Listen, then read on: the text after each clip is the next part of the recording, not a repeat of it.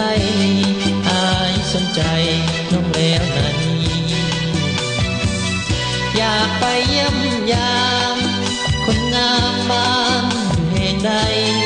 อายนี่มาแต่ไกลอยากอยู่ใกล้แม่ขนตางอนสมคำเขาสาหรือสาว่าน้องนั้นงามอายขอทักถามน้องสาวคนงามมีนามว่าใดน้องมีเนื้อคู่หรือว่าอยู่โดดเดี่ยวเปลี่ยวกายอายนี่ขอสมัครใจจะได้บ่โนน้องงามแท้งามแท้ในดวงสมร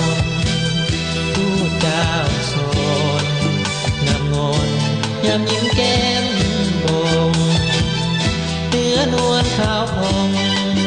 คุณน้องสร้างงามหนักหนาหรือว่าเทพธิดาส่งจากฟ้าลงสู่บนดินอายขอสมัครฝากหักได้บ่ทรงงามโปรดจงสงสารเถิดนาคนงามแดนดินถิ่นไกลหากน้องพอใจ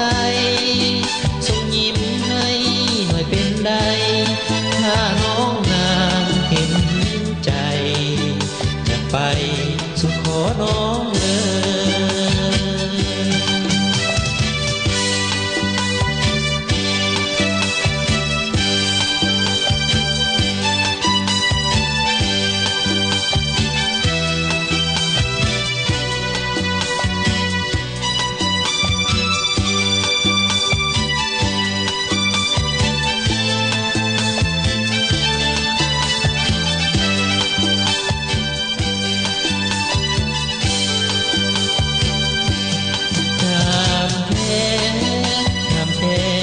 ดวงสม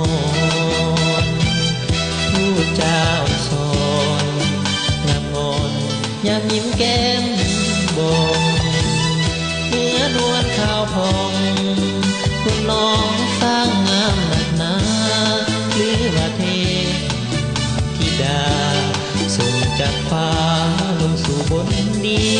นอายขอสมัครฝากหักได้บ่ทรงงามโปรดจงสงสารเถิดนาคนงามแดนดินถิ่นไกล